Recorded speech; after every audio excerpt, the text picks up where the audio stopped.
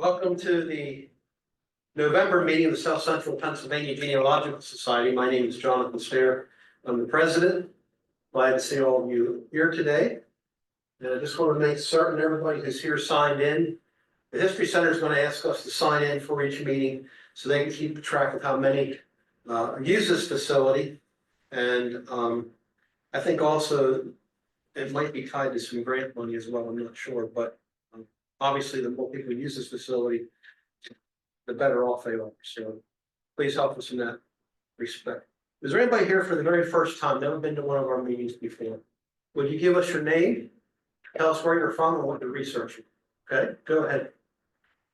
Okay. Yes, go ahead. My name is Dorothy Baby Nagash, and I saw this pop up, I guess, on Facebook. And I am a member of Ancestry.com, researching my own background. Here in York County? And well, yes, my family, some of it's from York County. What's her names? My dad's name was Fabi, F-A-B-I-E. Okay. So, and my mother was from Biloxi, Mississippi. Okay. So, but I grew up here my whole life, 63. Went to school here, yada, yada, yada. And went to Ethiopia, met my husband and my daughter here. Good. Go ahead. I'm Helen Thompson, and I'm here because my mom invited me to come with her. And definitely created a love of history. So I'm here to learn about this specific topic, but I also think it's really cool that there is a society. I wasn't aware of that. So who knows, maybe you'll just be relevant. Anybody else? Thank you for coming. Our secretary is preparing for an operation tomorrow, so I will be reading the minutes from the last meeting. The last formal meeting we had was August 25th. The August 25th meeting was held on August 25th, 2024 at the New York County History Center. Jonathan R. Stair, president, called the meeting to order. 40 attending. The program was a visit to YCHC's new reading and research room presented by Dr. Adam Bentz, director of Library Archives. Gave a detailed tour of the York County History Center's new reading room and closed stacked areas. There were 12 first-time attendees with approximately 40 attending the meeting. Richard Robinstein read the minutes of the April 7th, 2024 meeting, and the minutes were approved with notes for file for future reference. Margaret Berg read the treasurer's report. Beginning cash balance on June 30th, 2024 was $18,732.47. Cash balance at the end of July 31st, 2024 was $18,999.40. If you want those figures, we'll give them to you. I'm the clerk from my church. When I read the minutes, I read everything very quickly because that's the part everybody wants to get through. Membership stands 140 members, 38 for 2 years, 13 haven't renewed, 19 life members, 4 families, 3 new for 1 year and 3 new for 2 years. Dr. Adam Bentz, director of Library and Archives, discussed all upcoming events. Dr. Bentz believed this was the first meeting being held in the Wareheim room. I reviewed a few key points. The History Center is going to have a survey online regarding technology. On October 20th is Oyster Fest, which we have a table at. A tour of the State Archives in Harrisburg is being coordinated, and a database and comprehensive list of those who served the camp security is being compiled. That's the notes I gave. And then Richard Kunkel, our vice president, reviewed upcoming programs. October 12th, 2024 will be a tour of the State Archives in Harrisburg. November 3rd is Darvin Martin, our current speaker. There will be no meeting. January 5th will be our annual show and tell meeting. February 2nd of 2025, Nisi DeShields Moulton. And in March 3rd, 2025, Richard Kunkel. He doesn't say what your topic's going to be. So, and our Richard Robinstein, our secretary, says next year would be our 50th anniversary. And as details about that become available, we'll talk to you. So those are the minutes from our last meeting. This time I'm going to ask our treasurer, Margaret Berg, to give us the treasurers and membership report.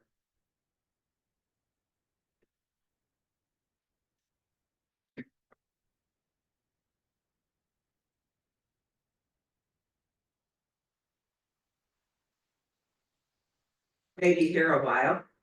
We have 3 months of treasurer's reports to do. Okay. Balance on August 1st, 2024, $18,990.47. Receipts, membership renewals, $365, new members, $95, donation of $30.37, PayPal renewals, $120, total receipts for August, $650.37. Disbursements, postal connections for the July-August newsletter, $204.12. Register.com for the domain name, 5 years, $185.90. Pennsylvania sales tax, $161.66. Total disbursements, $551.68, leaving the cash balance at August 31st, $19,089.16. Also the balance on September 1st, same. Membership renewals, this is September now, receipts, September membership renewals, $260. New members, $120. Research, $40, and PayPal new membership of $93.21. Total $513.21 in receipts. Disbursements for September were York County History Center for the to help sponsor the Oyster Festival, $250. York County History Center for the Library Fund, speaker fee of $125.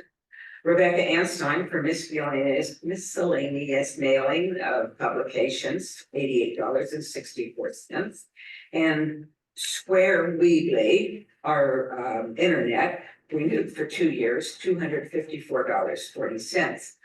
Disbursements for September, $718.04. Balance at September 30th, $18,884.33. October receipts, membership renewals, $235, new, $95, publication sales, $13, research, $40, refund of overpaid Pennsylvania sales tax of $76.75. I pushed the button twice and we ended up paying more than now we got it, they get to send it back. Donation of $30. Receipts were $489.75. Disbursements, Staples for office supplies, $26.46. Postal Connection for the September-October newsletter, $188.11. The Postal Service, U.S. Postal Service, mailing a publication order of, they ordered the full contingent of our publications, and for us to mail it to them, we paid $74.25, but they had paid shipping and handling well over that, so we were good on that. Total disbursements, $288.82. And so the cash balance at October 31st, 2024, $19,085.26. Any question on that? Okay, membership, my little floppy paper is gone, but I do know we now have 162 members, and for the year we have 9 new members, which is great. I think that's it. Thank you. Mhm. Adam, anything from the library?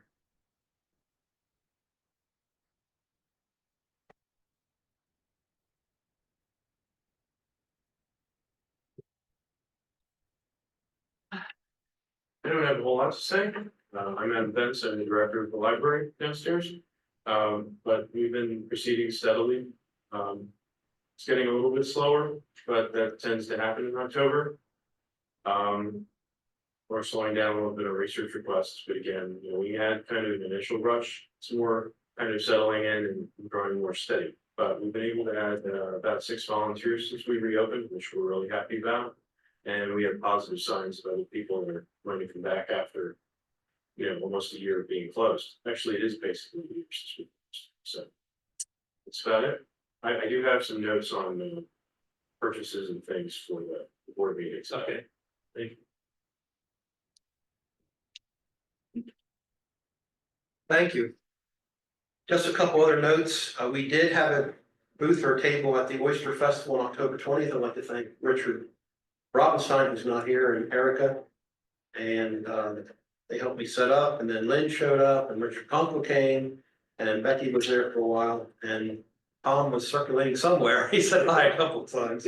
So thank you for participating. Really appreciated that. As Margaret mentioned, we did help sponsor the Oyster Festival with $250. The board decided to do that. And also we had a drawing for free memberships, and there will be 5 people who were selected to get free 1-year memberships, individual memberships from that event. If you are a member, you should have received in the mail your latest special publication number 92. If you had a problem with that, if it arrived and it was damaged or something, or there's some problem, please let me know. So far, we haven't had any reports of problems, but we always like to make people know that they can request another copy if they get it bad. And then I just want to also thank Richard Kunkel for setting up our tour of the State Archives. For those of you who went, I think we had a great tour. Those who didn't go missed. I worked there for 35 years and I still thought it was pretty amazing, pretty great. And Aaron Williams did a good job of taking us around there. At this time, I'm going to, any other news from the audience? Anybody have anything they need to like to share about upcoming programs? Federation Day, Oh, that's right. if you talk about that, What's the date on that? November 16th, 16th? That's gonna be over at the Colonial Courthouse, right? correct, Yeah. yes, So as you may know, every year on the date that the Articles of Confederation were adopted, we have Articles of Confederation Day over at the Colonial Courthouse, which is in that direction.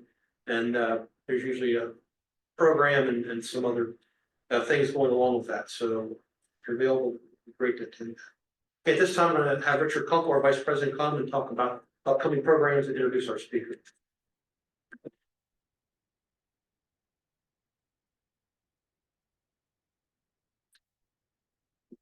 Yeah, I do want to echo what Jonathan said. It was a great tour last month for anyone that went along. And if you haven't gone to the new state archives, please make a visit. I want to go up there myself and do some research. So upcoming programs that we have, please do not show up on the first Sunday of December because there will be no program. We'll give everyone off for the holidays. Then it's always an interesting program. We never know quite what's going to happen, but on the 12th day of Christmas, January the 5th, in this room, we will have a Show, Tell, and Ask program. So if you had a genealogical find or a historical artifact or just anything that you think the group might be interested in, we never know what's going to happen, and it's always pretty interesting. So, and if I have leftover mincemeat, maybe I'll make 5. Then Sunday, February the 2nd, it's not only Groundhog Day, but we're going to have a program by Nisi DeShields, Moulton, called Veiled Chapters of the Hampton Plantation. Hampton Plantation is it's a part of the National Park Service. It's near Towson, Maryland. It was the home of the Ridgely family, who were large-scale slave owners, and many of the families of enslaved people at Hampton had connections here to York County once they were manumitted or gained their freedom. This was not so far from Towson that they moved to this area, and she has found a lot of interesting information regarding that. And it's sort of nice. It's part of the national park system because it's preserved sort of as it was. Large part of their wealth was through iron furnaces, so that sort of business as well as agricultural.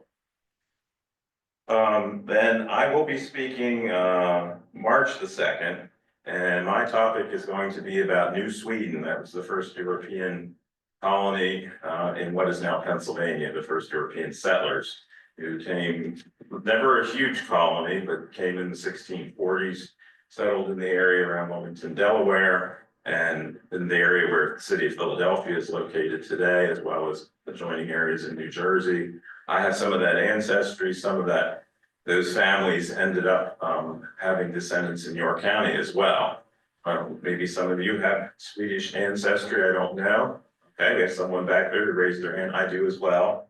So, maybe you've eaten summer Rambo apples in the past. That was, when my ancestors, Peter Gunnarsson Rambo, brought the apple seeds from Sweden. That's why they ripen so early, because Sweden is cold. So, that will be the March program.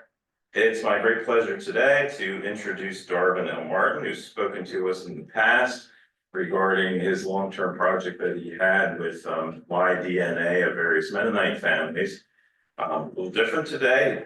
The topic is not your typical cemetery.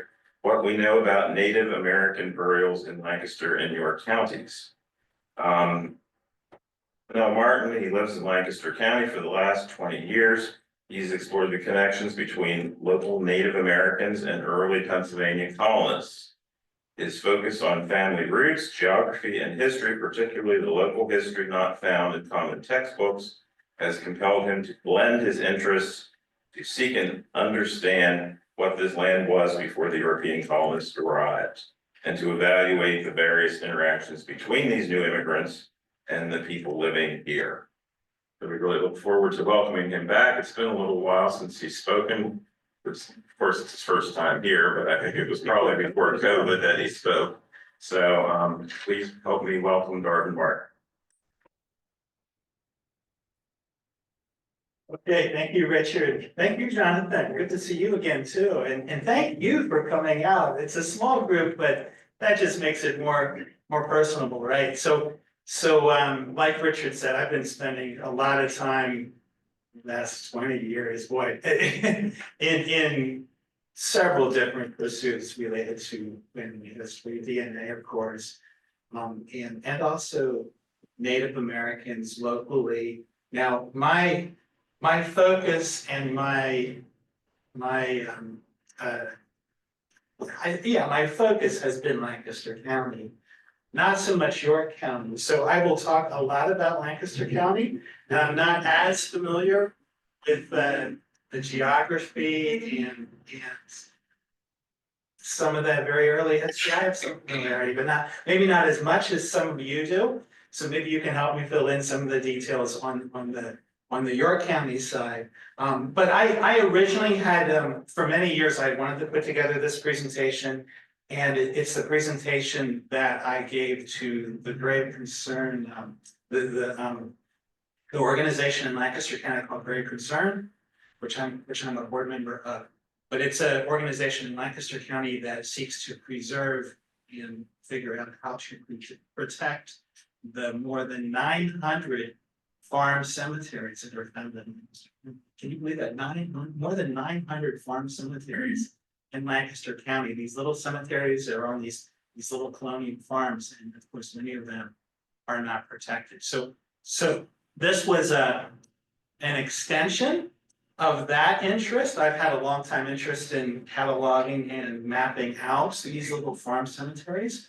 So this project, looking at Native American burials, was kind of an extension of that interest, and also my interest in local Native American presence and the colonial aspects as the European colonists came, and the interactions between Native Americans and so this comes out of all of that.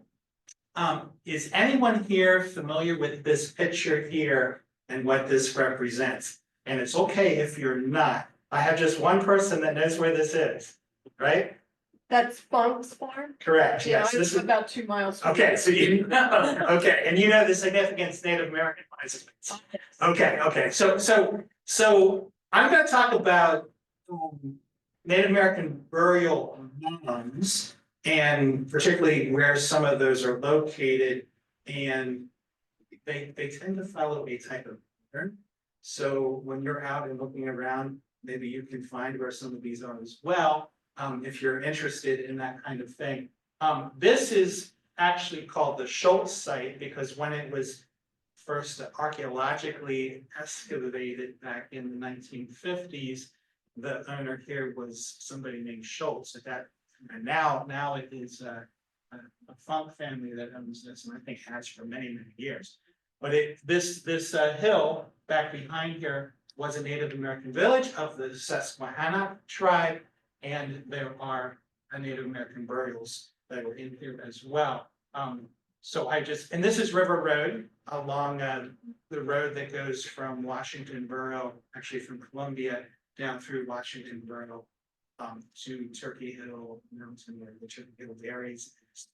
This site is just south of Washington Borough. The river would be over on our left. We're facing north. In the picture, we're facing north. The Susquehanna River is over on the left. And this is just a site that in times past, in the late 1500s, early 1600s, the Susquehannocks would have lived here in the village and overlooked the river and had their farm fields and such down the fronts along the river. Now I'm going to have to learn how to do this piece of moving these slides around. Okay, here. What is a Native American burial site? There's lots of different options we can go through here. Sometimes you look at these kind of what we think of more as a traditional cemetery, and actually they are Native American. This is at the Carlisle Army Barracks where the boarding school was held. Has anybody been there to see this? Okay, a few of you have. Yeah, there's 100 or 120 or so burials here of Native American children. It's a very sad story, beginning in the 1880s, where the U.S. government was taking Native American children from their families, particularly families in the West, in the Midwest, and in the West, and bringing them to various places, these boarding schools, to try to enculturate them and make them, in the government sense, maybe more respected citizens. And some of these children had died in that process for various reasons and had been buried. And one of these boarding schools is in Carlisle, not far from here, maybe 40 minutes or something, right? And there's a cemetery there related to this. This is what this cemetery is. So this is, my title is not the traditional cemetery. This is kind of a traditional cemetery. But one of the things that's happening more recently in regards to this is there's been different Native American tribes, mostly out west, that have been reclaiming some of the children that are buried in these boarding schools, not just at Carlisle, but some of the other places as well. And they've been the government that has been taking these burials that have been and giving the remains back to those Native communities. And that's all been done in a very regimented type of way. They do DNA testing. They make sure that the DNA of the remains matches people in the community that are planning to have family in these cemeteries like this. And then from the Native side, there's certainly a ceremony or a set of ceremonies that are connected with this. And this has happened to some extent here at Carlisle as well. There have been maybe a dozen of these 100+ burials that have, over the last 10 years or so, have been reclaimed in this technique. And I believe it's something that's going to continue growing on as we as that process continues. Right? So a very sad story here, but a bit of healing that's happening. Is that why in the picture there's some, looks like there's some stones missing in certain rows, or? I'm not sure about that. You might be right there. I don't know for sure that that's the case.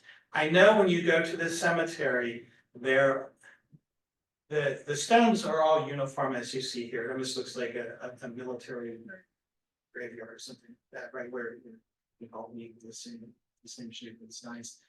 Some of these stones have their full names on, with the tribe that they come from and the location that they come from. Some of these stones just have a first name and no last name.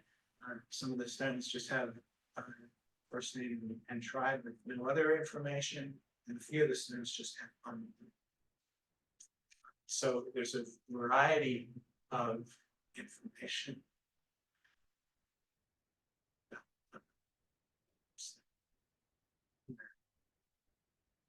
but those that are beginning to reclaim these will making steps to make that as well. Here's another example, a typical church cemetery. This is a United Methodist, the Indian Mission Cemetery in Milton, Delaware.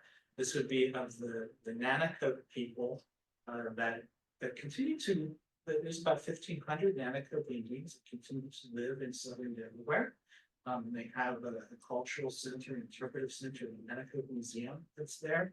The reason that I include this one is because in Lancaster County, some of these Nanacoke Indians from Eastern Shore had come up to Lancaster County in the late 1600s, very early 1700s, and actually connected with some of my ancestors. They lived in the area near where I live in Brownstown, so along the Conestoga and particularly the Calico River, Calico Creek that flows into the Conestoga. There were Nanacoke Indians that lived there. So depending on where you go, if you're in an area where Native Americans had lived, you can have a church, a traditional church with a mission, so to speak, mission, and in that graveyard, you go to find a grave and you look up the people buried in this graveyard. I would say about 30% of them are Native American people that identify as Nanacoke Indians and continue to have those traditions, even though they're buried in a church cemetery. So again, not so untypical. Both these are more typical, but we'll go here to the less typical ones now. So this is a site in Lancaster County between Lidditz and Manheim. And this picture I took about 20 years ago when I first found this. There is this story. Those of you that know anything about local Native American history know of the Conestoga massacre that happened in 1763, where the Paxton boys came down from the Harrisburg area and murdered what the story says were the last of Native Americans in the area in 1763. There is a local story that two elderly Indians from that community had survived. They actually weren't present at the time of the massacre. They were out selling their goods and such, and they had survived. Were held for their protection, more or less in hiding for the rest of their lives. They were an older couple at a Hershey farm located between Manheim and Lidditz. And this is where that family says that they are buried. These are not tombstones here. These are actually just 4 concrete blocks that mark the boundaries of these 2 burials. And when I was there at this time, these blocks actually have holes that were drilled into the tops of them. And it was very obvious that this was a place that incense was burned and things like that. Even you can't really see it in this photograph, but it was a place that you could tell that Native Americans came to at times and had a small ceremony related to this couple. They were a Christianized couple, so their names were Michael and Mary. But Native Americans came from wherever down to here and had known of this site, as did the family, the Hershey family that had lived there at that time. So since that, this site has been kind of cleaned up, and I have some pictures a bit later that I'll show you. This site has been cleaned up. There's been a sign there that commemorates this, and there's been more Native Americans that are also recognizing this site as some of the last survivors of Conestoga Indians. It is perhaps a bit of a misnomer because there were other Indians around all over the place that related to Conestoga Indians and were not murdered in that massacre, including this couple here. But it was a scary one because it was a time where a lot of racism and prejudice was prevalent. And no one, as far as I know, no one was involved in that. Ever got prosecuted. Wasn't that? Even though Ben Franklin had spoke out about it. Yeah, the stain actually went down in 1763. This is more what a traditional Native American burial ground would look like, or does. And this is maybe 3 or 4 miles from my house up the Conestoga River. And what you have is just the Conestoga River is here where the trees are. And you have, because of the way the fields look here, you can see this slight rise in the field where you have a case where it's along a creek or a river. And you have a slight rise in the field about this kind of distance you can see here by the farms around, a few hundred feet from the river, or maybe 100 yards or 200 yards from the river. A little bit of a mound of sorts, right? So the sure indication that this is a Native American site. Now, what really gives the evidence of this then is if you talk to the local farmer, and when you plow, you find any arrowheads, or you find any pottery or any kinds of things, village or anything being there. And if the farmer does, then you know for sure that you have a Native American site. But this is the context. They're almost always in a location close to one of our creeks, or the Susquehanna River. And just like the Schultz site that I showed in the very beginning, it's on that little bit of the hill. Here you have it again on a little bit of the hill. And if there's different types of evidence, pottery, arrowheads, and that kind of thing there, then you know for sure that you have a native site. Now, Lancaster County has more than 1,500 of these sites documented by the Pennsylvania Historical Museum Commission, right? In Lancaster County. York County has maybe 200 or 220 compared to Lancaster. In fact, Lancaster County has more Native American sites documented by the Pennsylvania Historical Museum Commission than all the other counties in Lancaster, all the other counties in Pennsylvania put together. So 67 counties, if you put them all together, including York County, you still don't add up to as many Native American sites as you have in Lancaster County. It's kind of crazy, right? So you think, well, maybe the Doris Creek here would have, I think maybe they have some of these along. I would think so. Like if you look at this kind of thing along with the Doris Creek, I think you have some. However, there are many more in Lancaster County. And I hope that you are asking as I'm saying this, well, why is that? Why would Lancaster County have so many more sites of Native Americans than anywhere else in Pennsylvania? That's a question that I want to answer. Yes, in the back. There's a lot more. Well, that could easily be. But a lot of this, and maybe this also is the reason, a lot of forested area and that kind of thing, where Pennsylvania has a lot of farmland.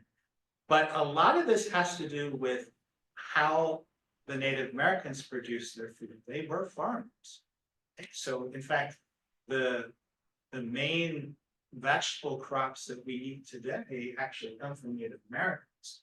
Right? Corn is the most valuable and widely used crop all over the world today. That came from Native Americans and was first developed in Mexico, and then it was grown here by Native Americans as they lived here. And beans as well. So any beans, green beans, lima beans, or any types of beans that we can, squash, pumpkins, and acorn squash, and yellow squash, and green squash. Those are all Native American products, as are tomatoes and potatoes. Those come from South America. Those are all Native American products as well. Native Americans were farmers. And what is Lancaster County compared to be anywhere else besides Central Valley, California or something like that. What is Lancaster County? Gardens. Yeah, the garden spot, the fertile farmland of nearly the world, right? I mean, I have this farmer's almanac from 1914, so 110 years ago. And in the front of the farmer's almanac, this is 1914, it shows that the top producing counties in the US, Lancaster County, $18 million in revenue, 110 years ago, the top producing county agriculturally in all of the United States, followed by a county in Illinois, and followed county is the county, the main county in Central Valley, California, it doesn't come to mind. But it was followed by that in 1914, right? So historically in the past, Lancaster County being a very, very fertile area, even before the colonists attracted lots of Native American people. So there were lots of Native Americans that lived in Lancaster County because land was fertile, highly productive, and they used that land for farming. Farming the very crops, many of the very crops we eat today. We talk about our German and Swiss and Scotch-Irish ancestors. What did they eat before the Native American crops came to Europe? They ate turnips and peas, wheat, of course, cabbage, and a few things. Our main vegetables that we like today come from Native Americans. So, yeah, let's continue on here. This is just a sign going back. This is the Indian cemetery at the Carnival Indian School. And this is what I had talked about previously, that here 8 Native American tribes prepare to reclaim their children's remains from the cemetery. And that's an ongoing effort. There's actually a TV program on PBS, and I'm trying to remember what the name of it is now. In the last year or a year and a half, very good PBS program that was put together about this and reclaiming some of these remains. Don't think that's mentioned in here if I remember right, but this gives a little bit of the history there. That Carlisle Indian School started in 1878, lasted till about World War I. Here's an example of digging up these remains in a professional manner, and then transporting them to a Native American reservation out west. Then back to the Methodist Church there with the Nanticoke. Indian Mission of the United Methodist Church, that's in Milton, Delaware. This is a site that I talked about between Manheim and Lidditz, and now it's fixed up. It's actually located. The name of this road here it's called Indian Village Road. I don't think there was ever a village there, but when they named these roads, it was after the post office. Because then all the backwards needed to be in, because once they started rural delivery, post office, so that was like in the 19.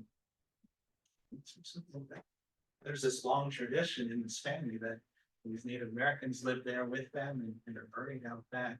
So I think this got this name after the post office was established. But the site, this is the Kreider farm. It's now Kreider, but at that time it was Hershey. So this is where they lived. Story goes that they lived like in the cellar of the house, like kind of in hiding. But they're buried. Is this called a winter?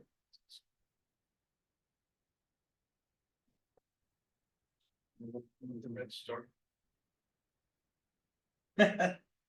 Well, Point to the projector, not the screen. oh, Still there. well, either way, if you can see those 2 little trees up there, I can kind of point to it. Up above, right there. If you see those 2 little trees there, that's where that little burial ground is. With those, not tombstones, but those 4 cement markers, rocks So we're marking location and now, now this is what this looks like from the river above. There's a sign here. These are those two trees, or these are those. There's this sign here that it's the site of it, and there's a bit more access from the road to the north to get to that site. This is that one down one creek that I talked about.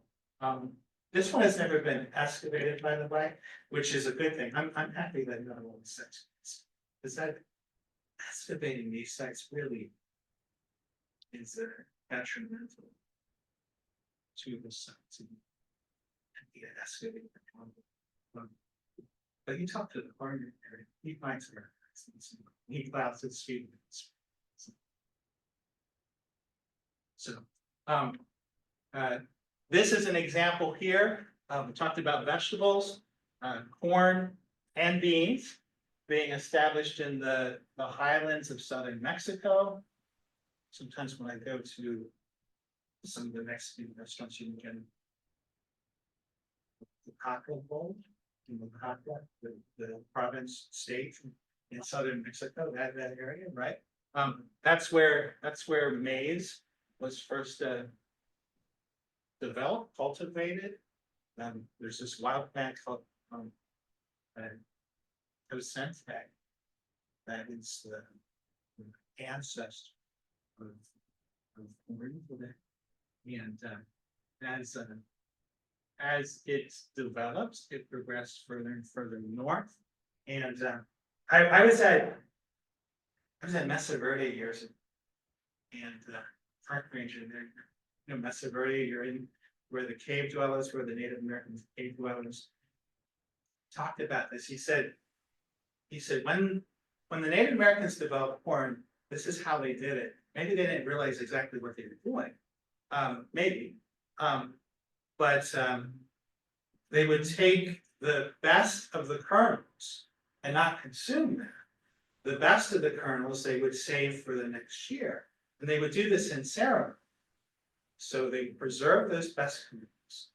But in ceremony the next spring, they would give those best kernels back to the creator by planting them. And of course, what happens when you selectively, year after year, generation after generation, you're taking your best kernels, the best of your crop, and you're planting it back, you're giving it back to the earth. What happens? Well, this teosinte, this original ancestral plant that looks a bit like wheat. It has really fine grain, kind of has a stalk from the top. It eventually became a bigger and bigger kernel and becomes what we have as corn today. So pretty amazing as that happens. And also, you know, grown here in the highlands of southern Mexico, well, you go further north, you have a shorter growing season. You need corn needs to grow faster because there's a shorter window of time for it to grow in the summers and things like that. All that was conditioned into over hundreds of thousands of years so that you can actually grow corn way up in Ontario, southern Ontario and southern New York there. Corn that was originally from southern Mexico. So yeah, pretty interesting thing when you look into that and study that in detail. This village here is also near my house. This is along the Conestoga River. You know, when Lady Gaga was dating this local years ago, they used to go to the Log Cabin restaurant, this fancy restaurant that's up on this hill. You know about the Log Cabin restaurant? There's this restaurant in Lancaster County. It's up on that hill. And in that restaurant, they talk about this village, this Native American village, which is where the arrow is that I'm pointing to there. This is this picture is taken from the Oregon Pike, Route 272, that runs from Ephrata to Lancaster. This is looking west up on that hill When you're up on top of that hill, you can see down where the Conestoga River and the Palico River come together. So it was a very strategic point to have a village and also to observe what's going on around you. Just in with birds. In fact, there's so many. This is the Lochley Village right here that the last picture had. And look at all these. I mean, I just did a map here of the ones near my house. But look, I have 20 sites here of Native American presence. Just along the Conestoga Creek in West Earl Township in the house. Now, the Cadoras, yeah, they're gonna have some, but maybe not this many. Because it was really fertile. It's really fertile and nice. They can grow their food very easily. York County, we need lots of fertilizer to grow our food here, right? You know, so there probably weren't as many that lived here as lived there. And let me also say, you know, this map maybe it looks impressive, lots of Native Americans in there. Population of West Earl Township right now is 8,000 people. There were never 8,000 Native Americans that lived in West Earl Township. And these villages are not contemporary to each other. It's over spans of several thousand years. You know, because Native Americans were semi-nomadic in a sense, right? That they would put together a village, they would grow their food for years around that village, and that village would last about a generation, 25 to 40 years. And what happened is that the area surrounding the village where they would grow their food and such became depleted of nutrients. So they ceremoniously would take down their village and they would bring it back up again at another location. So when we're talking about all these sites, some of these sites might actually represent the same people or the same tribe or grandparents and then later grandchildren. That 2 or 3 of these sites are the same people going to different sites or living in different sites. We have some evidence of that along the Susquehanna as well. So it's not quite the same as towns or cities that we have today, because they did move around a bit as the agricultural viability of the area around the village became completed. Yes. Is Trader's Cave still there, and have you been there? I have not exactly been to the cave. I've talked to the farmers around the area, and they say there's not really a cave anymore there. It's an overhang, and you can kind of see some sense of it. And some of them say that it might not have really ever been a cave, but a place to hide things. Because what it is there's a really steep bank on the Conestoga there. It's about 30 feet.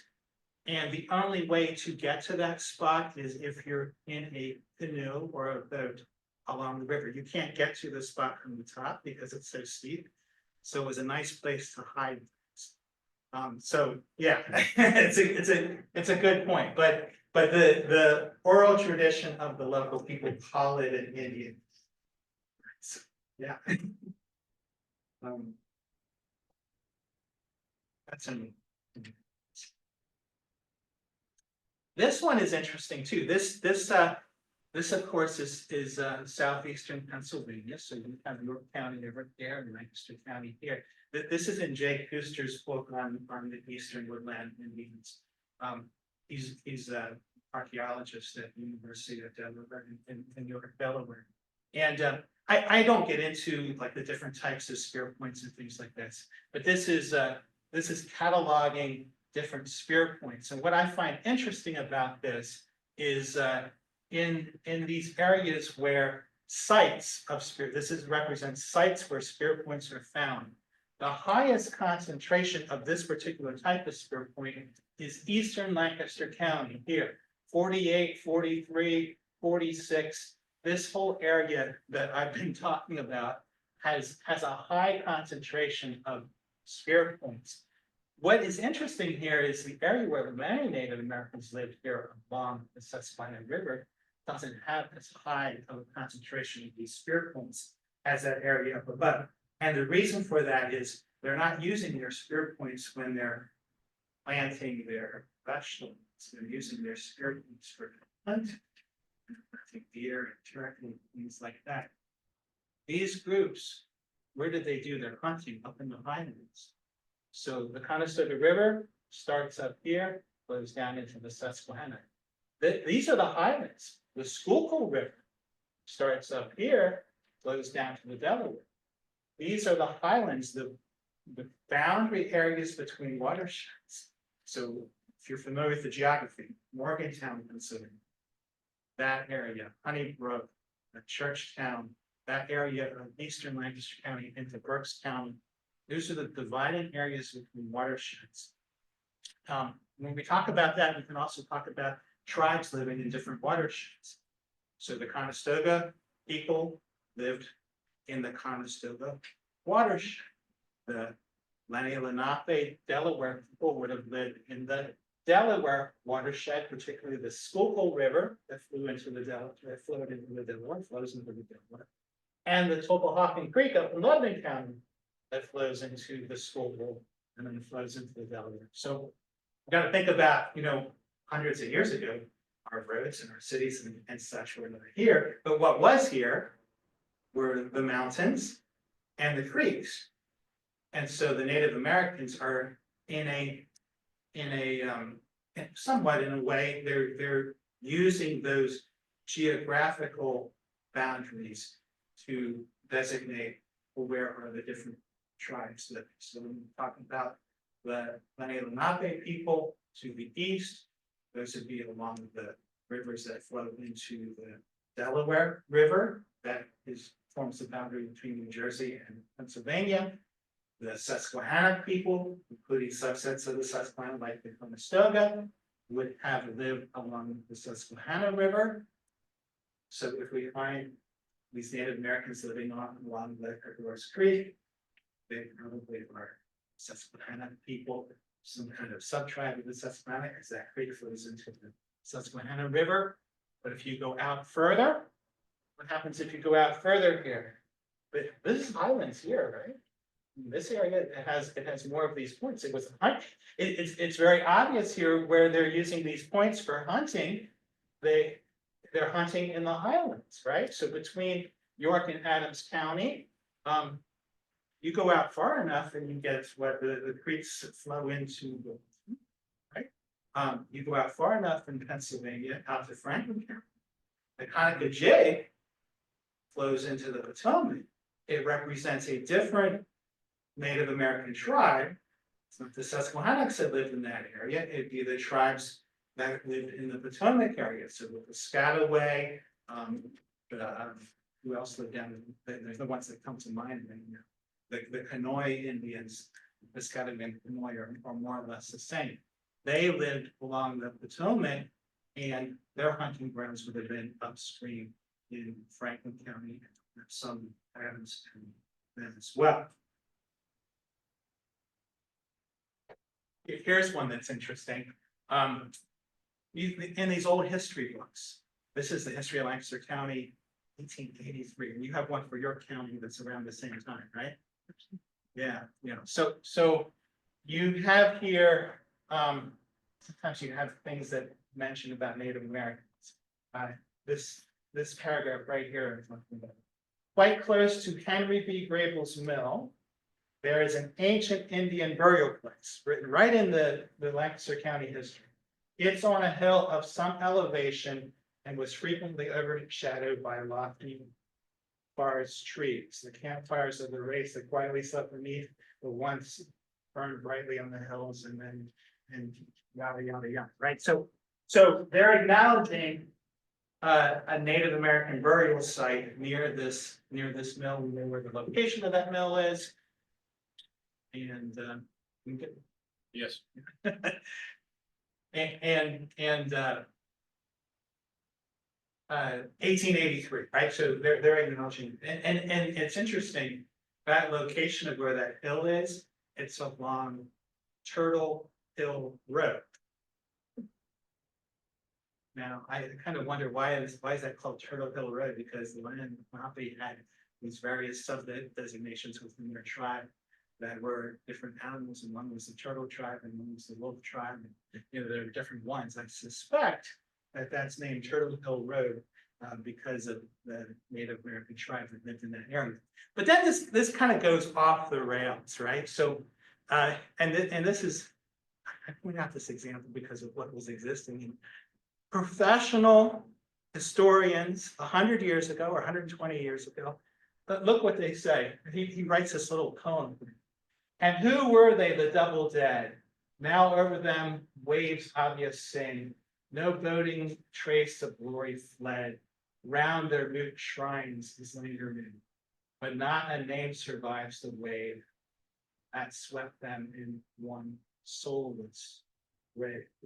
I mean, off the rails, right? I mean, you can't even make this stuff up. How people, and these are professional historians, right? So I am hoping that we have better dignity towards people that are not.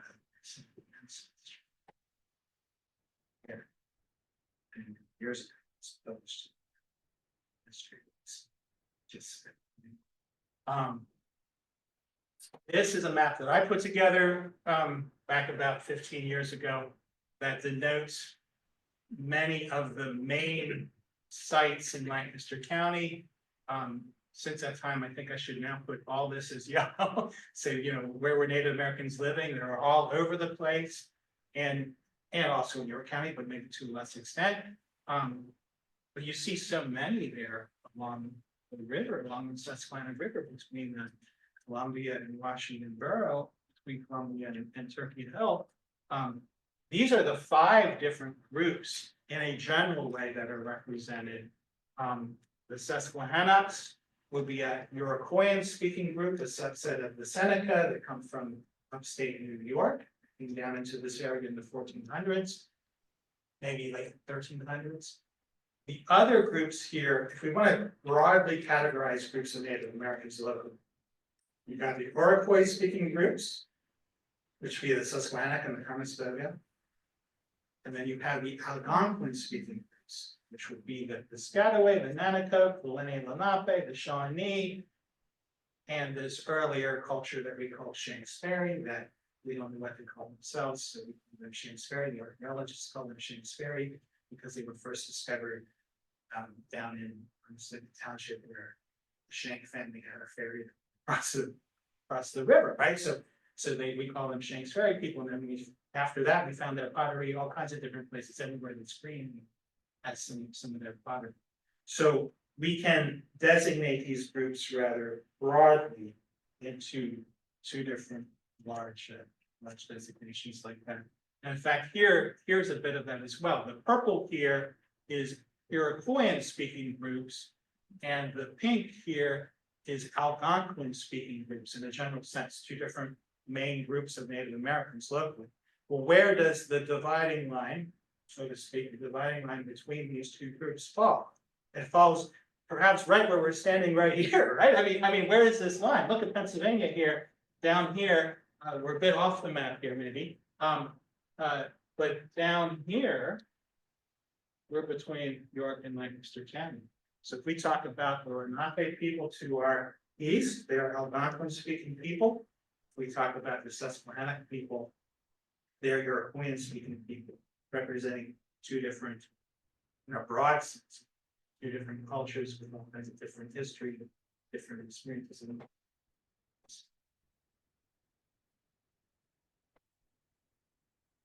Okay, a few things about Shanks Ferry culture. This is, and here's the thing, like I showed you some examples of where these burial sites are that are in farms. There's also some good examples of where a development was, housing developments, and they actually preserved the site where the Native Americans lived once they found out archaeological. This is a site along Mill Creek, and you can see there's a bunch of houses in here, but this is a park now. They didn't build any houses on the site, so it's a very good example. This happened back in the 1990s, And Fred Kinsey, the archaeologist from Franklin and Marshall College, was involved with this. And as they were building this housing development and doing some excavating and such, they found artifacts. And they got the archaeologists and basically put the perimeter around where the site was, and they made it into a park. Now, what is interesting here, and this is often the case, sometimes you find signage around about Native American villages or Native American burial sites. You're not going to find signage here. And in fact, where you find that signage usually is not exactly where the site is. The reason is, again, goes back to this kind of racism that we have even today, because there are people that if there was a sign out that said this is a Native American burial site, there are people that would have lots of scruples against going to some European cemetery and digging up and finding jewelry and stuff. They wouldn't do that. But if it's a Native American site, they have no problem going and trying to dig up and find pottery and maybe settle their community. So these signs typically are not put on the exact location of the Native American villages and burials.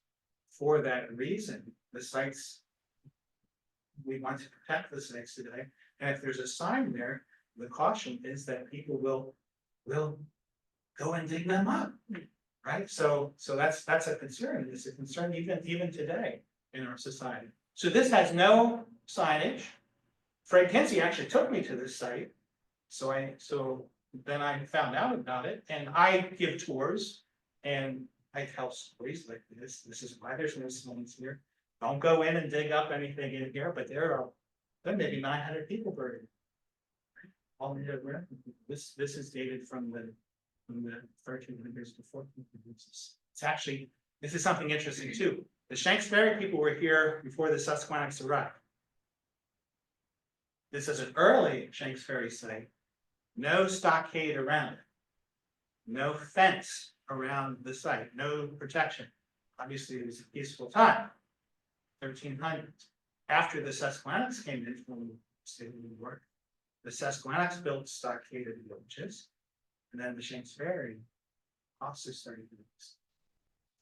So the Shanks Ferry site, the main one that's along the Susquehanna River, that was there at the same time as the Susquehanna site, the third stockade. In fact, that village is double stockaded. I went up to Canada last summer, I was up in Canada, and I saw this at a Huron village. By stockaded, I'm talking about tree trunks, 12 to 15 feet high, set in the earth, side by side, around a perimeter that inside is several acres. So you're talking about thousands of tree trunks. Double stockaded means that there's 2 of these fences, and there's perhaps 3 feet or 4 feet or 5 feet between the fences, and the opening of the outside fence is at a different place than the one from the inside fence.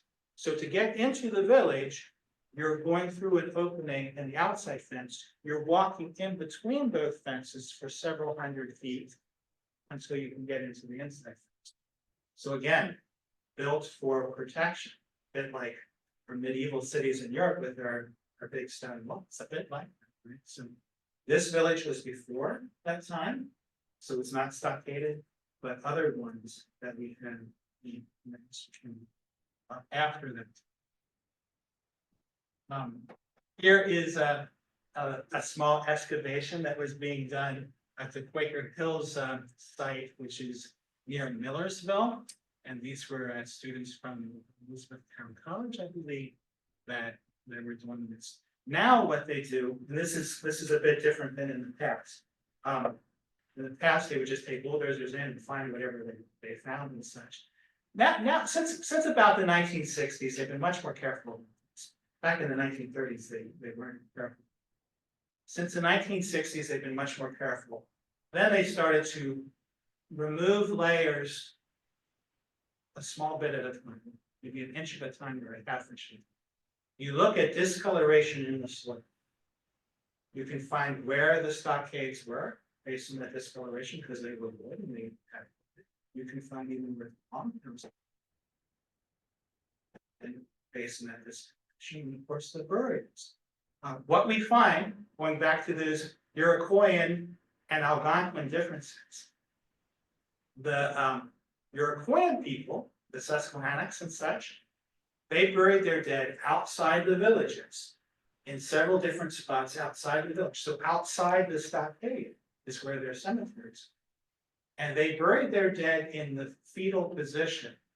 They laid them on the side and the knees came up to the chest. The idea is that you leave the world the same way that you enter the womb. So like a baby is being born out of the womb in this type of position, you're buried in the earth the same way, on your side with your knees up to your chest. That's how they found the burials of the Susquehanna people and such. The Iroquoian people bury that. The Algonquin speaking people bury differently. They bury kind of in a traditional manner, like we do in European societies, people lying on their back facing up, kind of straight on their back facing up. But they bury them inside the floor of the longhouses. So the Shanks Ferry people, the Nanaco, the Piscataway, the Shawnee, all those villages, the burials are inside the longhouses, in the floor of the longhouses. They kept their ancestors really close to them. And in fact, there's lots of evidence that when they moved from village to village, their most important ancestors or most respected ancestors, say like the chiefs and such. I mean, many of these societies were matriarchal, right? So even the grandmothers and the great grandmothers, they would dig up those bones and they would take them to the new village and inter those bones at the new village. So practices that are very different than what we have today, but you can see these differences. These archaeologists that go in, now we know, okay, Susquehanna type people, they bury a certain way outside the village in the fetal position. Shanks Ferry culture and some of these other cultures, they bury inside the village in the floor of the longhouses. So now we can tell by that. But look, I've been talking about excavation. You excavate a site, what happens to the site? What happens to the spirit of the site? It's gone. You don't get that back. If you're taking off, whether you're doing it with a bulldozer or doing it very carefully, you're getting lots of information if you do it very carefully.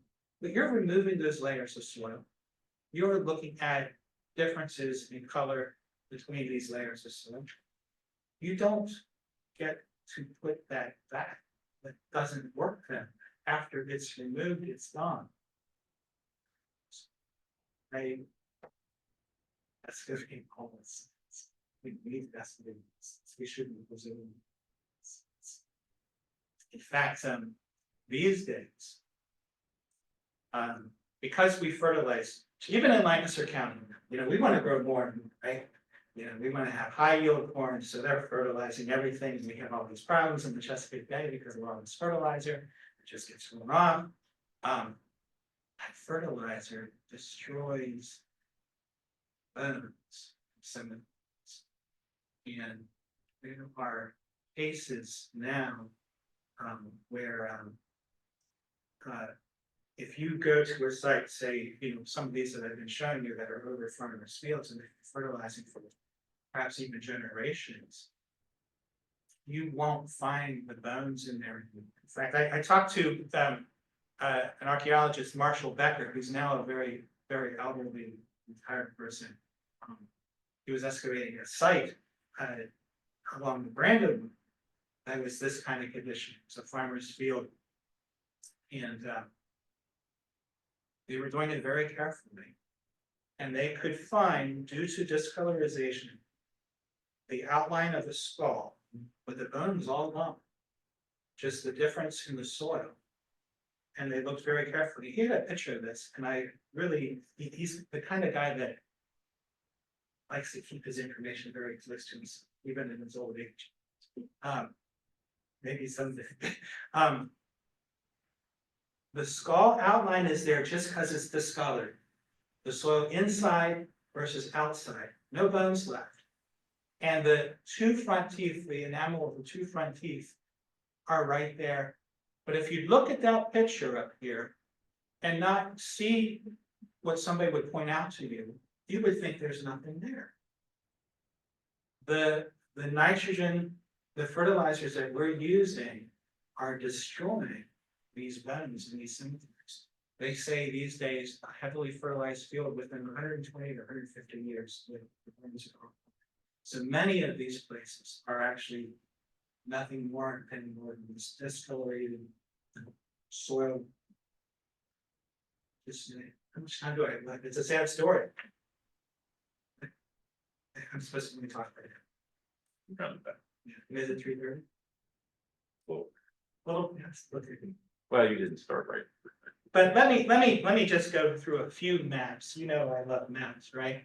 I'll, this is that Shanks Ferry site, that I was talking about, down along the Susquehanna. This is in Jay Kuster's book. There you can see some of the stuff in the sheet. I'm not gonna go through all of this, newspaper articles, the Lenape burials. Here's some examples of getting the outline of the stockade or showing a circular house here. The stockade, of course, would be much bigger than this. This would be a house. And that was at Fort Loudon, which is in Franklin County. You're in Indian country, respect archaeological sites. It's illegal to vandalize these sites and steal artifacts. That's the kind of sign easily for many of these places. This is west.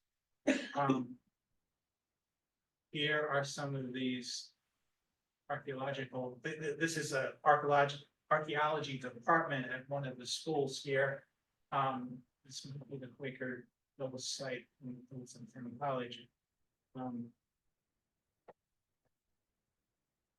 There's a more prominent mound. If you go out to Ohio, the Hopeland cultures have big mounds. And West Virginia has some of these. This is this is McKees Rock, south of Pittsburgh. This is the Carnegie Museum. I love the Carnegie Museum in Pittsburgh. All this tremendous information and such. But back in 1896, they took this mound near Pittsburgh, Native American site, and they destroyed the mound. I guess just trying to find information, right? We still have a lot of mounds out there. We don't have them here. Out in West Virginia, in Ohio, and I don't know if there's many in Western PA anymore, but wow, I mean, those were the professionals at that time, right? I think we've learned a lot more now. Yeah. There's some examples in burials. This comes from Barry Kent's book, an archaeologist that worked with you too, right, Jonathan? Or at the Pennsylvania Historical Museum Commission, back in the day. This is the excavation map of the Schultz site, showing the cemeteries. This is a Susquehanna culture outside the village. This is the stockade perimeter of the village. Those are the longhouses inside the village. The very first picture of the presentation. This is the site, and these are the two cemeteries outside. He describes those cemeteries. He also describes this. It is Farmers Field. It has been said. There's evidence of a few hundred burials here, but very few remains are left because of the fertilizer. Okay, so here is me taking that archaeological map of the Schultz site and putting it on top of the Google map of the Schultz site, so you know exactly where it is. So here's River Road. See the tree line in the archaeological map? That's the tree line on Google Maps. And that site is here. And the cemeteries are here. So this is that barn on the first slide. We were down here looking up at this hill, this little hill, little bit of a compare. Some information from that site that's found. That book's called Susquehanna's Indians by Dr. Barry. It's published about 15 years ago. He's deceased now. Washington Borough site the same way. Site up on the hill in Washington Borough. This is a picture of that site up on the hill right here. Talked about New Sweden. The Washington Borough Post Office. This is the Washington Borough Post Office right here. This is Elizabeth Street. When they excavated to put that building in, this was in late 1960s. They found graves. The site is up here. It says planet, they're burning outside the stockade, right? So we're buried there, and over here there's a cemetery. There's about 5 cemeteries related to the site. They found graves there, and they found that helmet there. This helmet is now at the State Museum. I don't know if it's on display. I don't think I've ever seen it on display. They tested the metal of this helmet, and guess where it comes from? It comes from Sweden. Exactly. The Swedes from Wilmington, Delaware, and Newcastle, Delaware, and the area just south of Philadelphia, the Philadelphia airport, that area, Swedes were living there from 1637 to 1650. That time frame. So nearly 100 years before my Swiss German ancestors there. And they were trading with the Susquehannans. And apparently one of them traded this helmet or something. And this burial was the chief, I guess, that had this helmet. So yeah, pretty interesting, right? And there were also cannonballs that were found, and they tested those cannonballs, and they also came from Sweden. This one is a Strickler site that's also along the Susquehanna there on River Road, just south of there. And this is overlaying the map overlaying the Strickler site. Remember I talked about it earlier. These are photographs from the 1930s, and it wasn't documented very well. It just said here, I took these pictures off of this uncharted Lancaster site because these pictures are found in the Museum of the Safe Harbor Dam. And they were building the Safe Harbor Dam in the 1930s. There was a guy, David Landis, was a kind of archaeologist at that time, but wasn't as careful as they were later. So he just said these are around Washington Borough. They didn't know this distinction that I was talking about back then. But here we go. This one, well preserved, but fetal position, like I was talking about. Iroquois, Susquehanna, for sure, in this area, Susquehanna. This one, lying on the back, right? So he would be gone. Back in the 70s, the Historical Society, they had a set of bones that was in the museum in the fetal position. In the fetal position, so that's what happened. Okay, now you know. And it got, I guess, repatriated to the tribe or something. Okay, sure. Yeah. Some have. I know there are many that are still in the museums, including many. It's hard. Hard to get things up. Right? So you want to keep studying. And I appreciate that we have studied some. But I hope we don't study them. I hope we don't excavate them. So How deeply were they buried? that's a good What question. kind of tools would they have used? Well, stone tools. Yes. They're just using stone tools. I don't think there was any thing that said that they have to be 6 feet down or we do today. I don't know the answer to that exactly. I think probably less than 6 feet, just guessing though. I'm sure I could find out because the archaeologists would know. Like how deep do you have to go down? I know in some cases, in some cases, like at Washington Borough, that Washington Borough Village, Elizabethtown College Archaeology Department had been doing some excavations there, and they've been digging down even 10 feet and finding things. But you know, the land shifts, the soil moves around and such. I think that they weren't going deep and for whatever reason. It's Well, right now, you know where the Washington Borough Park is. Yeah. Catty Corner, where they usually hold the Heritage Days. Yeah.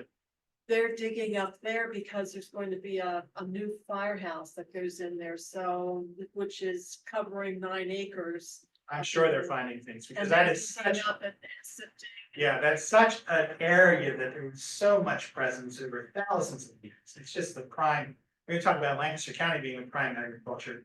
Manor Township is the prime of the prime, right? That is just where lots and lots of people live over extended generations. So they're going to find. So over on Indian Marker Road, Mhm. where there's that big crest they call Chiefs Mountain. Yeah, is Chiefs that- Hill, yeah. What do you know about that? Yeah, so the village is just to the east of Chiefs Hill.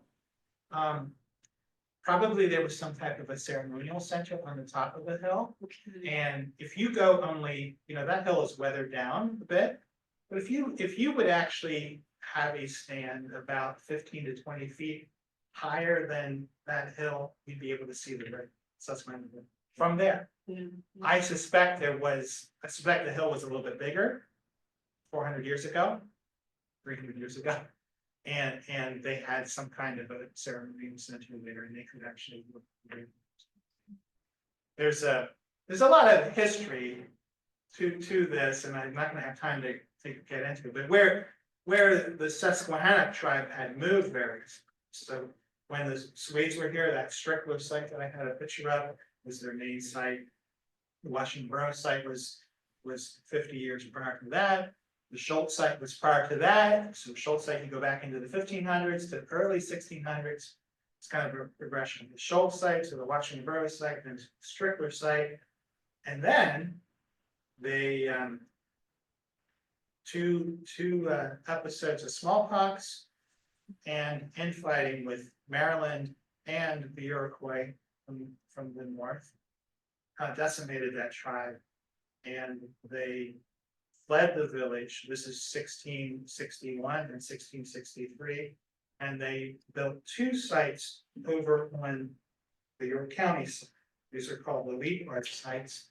And I have a picture of one of them in here. Since we're in York County, we're gonna have to talk about this. When we find it. It's towards the end. Okay, here it is. Okay. You led me right to it. This is Long Level.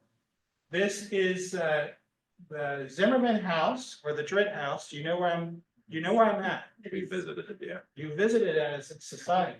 Excellent. I take tours up here because when you take a small hike up this little ravine, you come out to the Dritt Cemetery is up there at the very top in that little cluster of trees up there. It's the Dritt Cemetery. That house was built by Dritt family. Thomas Dritt. He operated a ferry across the river. But if you go to the south side, this is the Bert Liebhardt site. Liebhardt was the name of the German settler that was there in the 1930s when they first realized that. It's when they first realized, but when they first documented that this was it's called the Liebhardt site. But now we have we put a small trail that goes through the center of the site. And we have a trail that is the perimeter of the site, and I made this is a Google aerial view map. I made it a little bit lighter so you can see that trail to see the extent of the site. That's the stockade of the site is basically that perimeter trail. That's and you when you're up there, this is a hill of a few hundred feet. When you're up there, it just looks like a prime location to have a site. You can see, you have full access to looking at the river for about 180 degrees or so, maybe even a little bit more than that, if the trees weren't there, and I suspect probably they tore those trees down to get access to the river. This was stockaded, so there were probably 4,000 tree trunks side by side along that entire perimeter. You can see the size of this. This is a house. See how big that is. But that's where they lived after the Strickler site. They moved to there and they moved to another site about a mile to the north, to two different villages, about 800 to 900 people per village. Yes. I lived, if you go to the Zimmerman Center, Yeah. count 1, 2, 3, 4 down, where you said that that's a house, it's not, it's a garage. Oh, okay. We built the house. and 28. Okay, good. Barry Kent did an example of what you said in his book, where he said that back, and I don't remember when it was, that they did some excavation, and let's say in his book, he has it north, south. No, it's really east, west, but it's to, like you said, to protect that area. Yeah. But since then, we have done ground penetrating radar, and the stockade is not where you said, which Oh. again, Okay. I think it's again to protect it. Okay. As well as the cemetery. Do you see the tree that's kind of by itself to the south? This one right here. Yes. Yeah. So right where your hand is where Yeah. the cemetery part of There's a that, cemetery here. a little below it. That would be outside Correct. the stockade. So where is the stockade? The This stock- is new information for me, and I like to talk to the locals, so, yeah. The stockade is more to the left where that circle is. So Of the- over this. way. Yes, yes, but, Okay. and it's more on that lower half of the circle. So in this Yeah, right area there. right Yeah, here. almost to the tree. Okay. Because I know, like, when we're up here and we walk this ground, we're going downhill. This, you don't see the river from back. here. Correct. This is a hill. And then, okay, yeah, And the Drip Cemetery is way at the top, almost yeah, off. way up The there. picture, yeah, where the two little trees are, Correct. so I Right. helped to, like, revitalize that place because it had been neglected for years. Okay, so what you're saying is this parameter is not representing Correct. the stockade. It's shifted here. Yes. This area is where the village was, and there's a cemetery there. And with regard, But Barry Kent's book has several cemeteries this here, right, even up near the Drit And even- cemetery, there's natives buried in that area just to the south of that, his book says. yeah, well, even further north where, I think it's called Reed Park's Corner, where our road now takes a sharp left and then goes up into Loxner. Right there was like the second Reed Park site, and if it was all cut down now, the winter's coming, you can see it better. Yeah. Unfortunately, a lot of grave diggers back in the 1950s and 60s went into that area, and they were small mounds for individual burials. And they went in and they found many things, and some of the items have been up at the State Museum. And it's a shame because they took so many items. And that is the story of Conestoga Indian Town. And there's a site up at Bainbridge, that was the Piscataway site. There's so many like that. But thank you so much for that local York County information. I said at the beginning, I know more about Lancaster County than York County, so I'm very happy to have that extra information there. Thanks for sharing. Yes. How many mounds were ever documented in PA that were ever as large as in Iowa and Mississippi Valley? Or weren't there ever any that were that large? You saw that picture that went at McKee's Rocks south of Pittsburgh. It's the biggest one I know. There's one in Juniata County that has been vandalized severely. That was it's called Books Mound because the family was the name of the book that lived there. And there's a little sign there, but not much of anything. I suspect most of them. I suspect there were more than what we knew. And many times, as settlers expanded west and they got access to territory, land or whatever. They would, these mounds are artificial mounds. They're topsoil that was over generations, but was and build up. And it's just the easiest thing for a farmer to just extract that and use it in fields and such. So I suspect many have been destroyed. There's also the thing of that mound building culture is an Ohio Valley culture and not so represented in the Susquehanna, right? But I think probably there were some here, or maybe even many here that were just. Were there ever any that were excavated up sort of like the famous Serpent Mound? Down. Not that, or here something that like I know of. That one expert that I had is, that's 4 hours from here. And that's Ohio Valley, because Pittsburgh. The two, what is it, the Allegheny and one of the Gila in West Virginia that comes to Pittsburgh to make the three rivers stadium, right? Make the Ohio, so that all drains into the Ohio, so that Hopewell mound building culture would have been there, but not here. At least we don't have that business.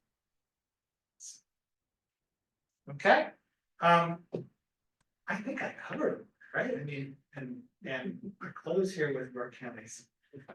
It would be really nice to have a whole presentation focused on York County. Just don't have that much information. Yeah. The only thing I would add, just when I helped write the history for Chancery Township and stuff, this side of the river, a lot of people like Barry Kent and so forth, they considered it was sort of a hunting ground. And a whole area that's kind of the lower southeastern part of York County, they burned it off regularly. And they called that the Barrens. You see it in old documents, because I guess then you had a lot of underbrush and a lot of small game. That was, and you see that in indigenous cultures all across the world. You see it in South America, you see it in Australia with the Aboriginal cultures in Australia. One of their techniques is that the slash and burn. So they're going to burn down the section of forest, the undergrowth seedlings come out, the deer and the animals that they like to hunt, the turkeys and such will come into that area and it'll provide better hunting for them. So they definitely did that here. Would you mind turning back to a previous slide of the Conestoga Village or the Conestoga Indian Village? Yeah, that's what. Yeah, this comes from Barry Kent's book. So this is the excavation map.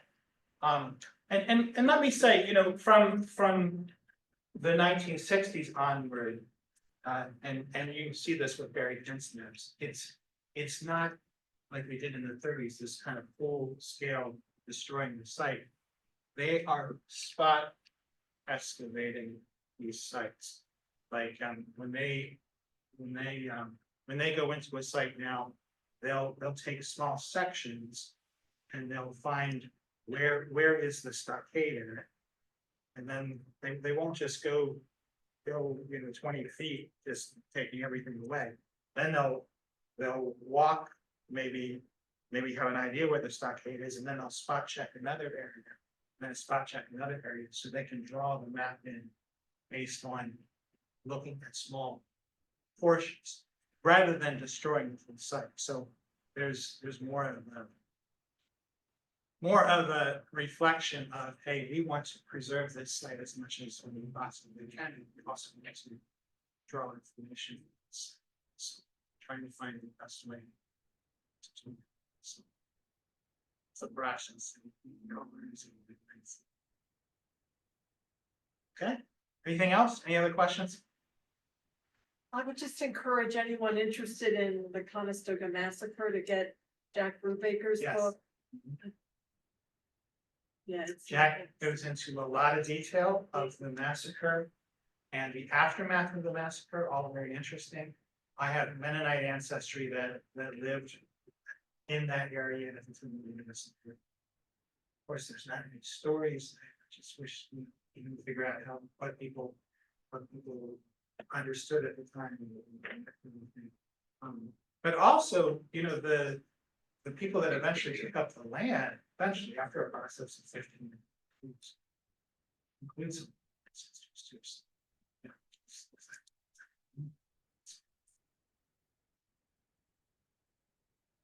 Okay, Okay, let's give Darvin a round of applause. Well, thank you for speaking to us today. Thank you for coming. We're going to adjourn the meeting, but you're welcome to come to Darvin individually if you'd like I'll to. stick around a bit. Tom Gibson reminded me that there's an event going on down the lobby. And you can go out the Philadelphia street side of the building, which is this side, if you go to the first floor, not first floor rear, but first floor of the elevator, is that right? I think it's first floor of the elevator. It really shouldn't be a problem, just go out the main doors. It should be, okay, It shouldn't be. okay. Yeah. So, I think that event might be open. Just don't sing on You don't sing loudly. If there's any food flying around, don't help yourself. Thank you.